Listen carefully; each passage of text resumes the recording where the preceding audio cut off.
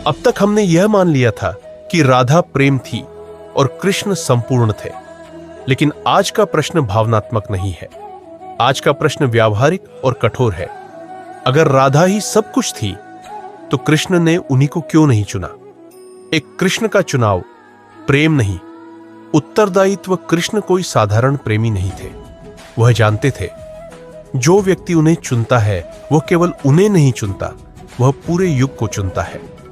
राधा यह भार उठा सकती थी, लेकिन कृष्ण यह जानते थे राधा का मार्ग अंदर की यात्रा है और उनका मार्ग दुनिया के बीच खड़ा होना है। इसीलिए कृष्ण का जीवन समाज की ओर था और राधा का जीवन चेतना की ओर। रुक्मिणी क्यों बनी पत्नी? रुक्मिणी प्रेम नहीं थी, यह बात सब कहते हैं, लेकिन असली कारण यह नहीं। रुक्मिणी व्यवस्था थी। राजनैतिक अस्थिरता, शिशुपाल का अत्याचार, एक राज्य का संकट। कृष्ण ने रुक्मिणी से विवाह किया क्योंकि एक राज्य को बचाने के लिए एक स्पष्ट सामाजिक निर्णय जरूरी था। राधा के साथ विवाह यह नहीं दे सकता था। यह सवाल कोई नहीं पूछता। राधा चाहती तो पूछ सकती थी, लेकिन राधा जानती थी जो कृष्ण को बांध ले वह उन्हें छोटा कर देता है। राधा का प्रेम मिलने के लिए नहीं था, वह जगाने के लिए था। 4 सत्यभामा का महत्व। सत्यभामा अहंकार नहीं थी, वह मानव स्वभाव थी।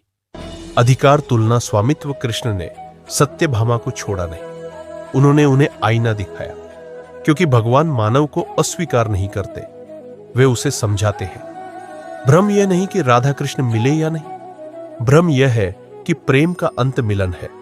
राधा का प्रेम परिणाम नहीं था, वह स्थिति था। इसीलिए राधा का अंत नहीं मिलता। राधा का मंदिर देर से बनता है, राधा का उल्लेख मौन में होता है। आज हम चाहते हैं प्रेम भी, अधिकार भी, सुरक्षा भी, स्वतंत्रता भी, और जब यह सब नहीं मिलता तो हम कहते हैं राधा कृष्ण आदर्श नहीं है। नहीं, वे आदर्श नहीं, वे चेतावनी है कि हर प्रेम विवाह नहीं बन सकता और हर गहरा रिश्ता दुनिया को दिखाया नहीं जा सकता। राधा कृष्ण की पत्नी नहीं थी क्योंकि कुछ रिश्ते नाम सह नहीं पाते। कृष्ण ने राधा को नहीं छोड़ा, उन्होंने राधा को समाज से बचाया और राधा ने कृष्ण को सामान्य बनने से बचाया। कृष्ण चले गए, यह वाक्य कहना आसान है, लेकिन इसका अर्थ समझना कठिन, क्योंकि कृष्ण सिर्फ एक व्यक्ति नहीं थे, वे एक घटना थे। और जब घटना घट जाती है तो स्मृति बचती है। लोक कथाएं कहती है राधा वृंदावन में ही रही, उन्होंने मथुरा नहीं गई, द्वारका नहीं गई, राजमहल नहीं देखा। क्यों?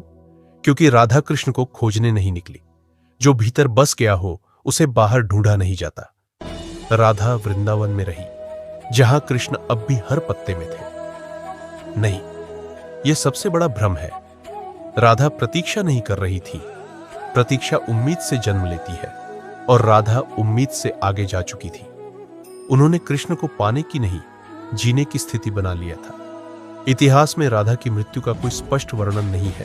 यह संयोग नहीं है, यह संकेत है, क्योंकि जिसे हम मृत्यु कहते हैं वह शरीर का अंत है, और राधा कभी शरीर तक सीमित थी ही नहीं। इसलिए उनका कोई श्मशान नहीं, कोई तिथि नहीं, कोई अंतिम दृश्य नहीं, बस मौन है। वृंदावन में लंबे समय तक राधा का कोई स्वतंत्र मंदिर नहीं था। क्यों? क्योंकि लोग मानते थे राधा को अलग खड़ा करना कृष्ण को अधूरा कर देना है। इसलिए जहां कृष्ण है वहीं राधा है, और जहां राधा नहीं वहां कृष्ण पूरे नहीं। राधा ने कृष्ण के साथ जीवन नहीं बनाया, उन्होंने मानव प्रेम की परिभाषा बदली। उन्होंने यह नहीं सिखाया कि प्रेम कैसे पाया जाए, उन्होंने सिखाया प्रेम में स्वयं कैसे मिटा जाए। आज लोग कहते हैं अगर कृष्ण राधा से प्रेम करते थे तो उन्हें चुना क्यों नहीं?